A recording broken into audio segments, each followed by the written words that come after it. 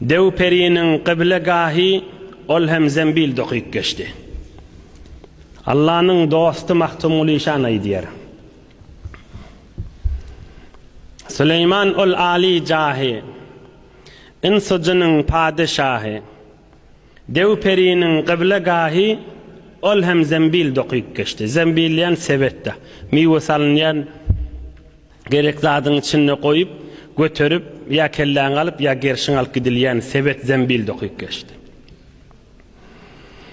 Geçen hafta Eyyamiz Allah Teala'nın köklemegi bilen Davud peygamberin gurrunu ayttık. Hem padişah ve hem peygamberdi. Davud peygamberin oğlu Süleyman peygamber ve padişah. Hem peygambermiş ve hem padişahmış. Davud peygamberin özü Yakup peygamberin takriben 10 mirlenci aktık çavluğundan. Yakup peygamberin Yahuda diyen oğlundan kaydan bir beyik insan. Yakup peygamberin Yusuf oğlu var da Yusuf peygamber ala nebiyina ve aleyhimussalatu vesselam Yahuda dipti oğlu var. Davud peygamber Yakup peygamberin neberelerinden aktık çavluklarından 10 mirlenci arkada etekte. Süleyman padişah da Davud peygamberin oğlu.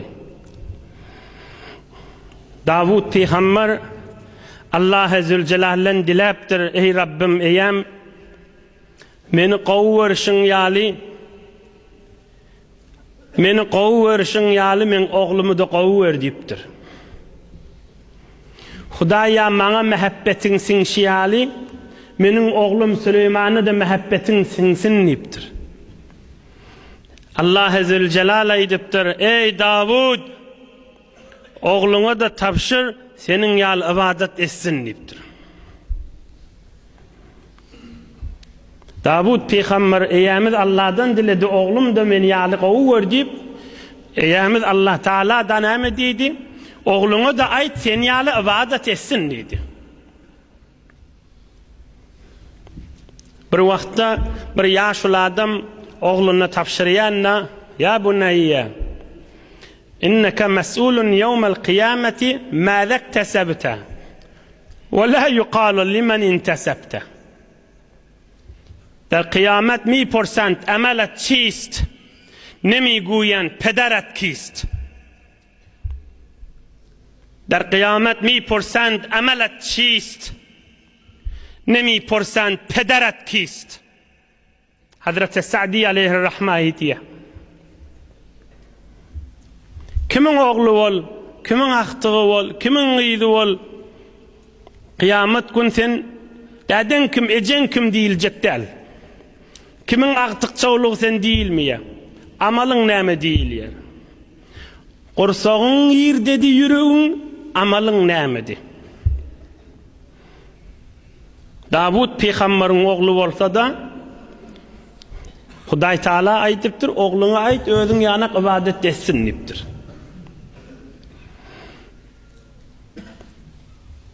Kâlen nebiyyül ummiyil emin sallallahu aleyhi ve sellem قالت أم سليمان بن داود لسليمان يا بني لا تكثر النوم بالليل فإن كثرة النوم بالليل تترك الرجل فقيرا يوم القيامة كذا في سنن ابن ماجه. Peygamberimiz aydıptır bir gün Süleyman peygamberin enesi padişahın heleya Davud peygamber padişahın heleydi. Bir gün Süleyman peygamberin enesi Süleyman peygambere aydıptır canı oğliptir giyeceğin şudur şunu yatıp geçirme deyiptir.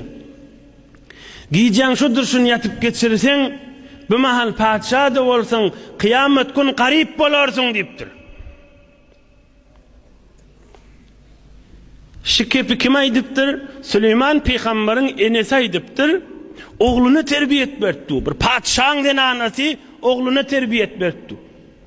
Bir kefide Dirman Resulullah'dan ümmetine eşittiriyor.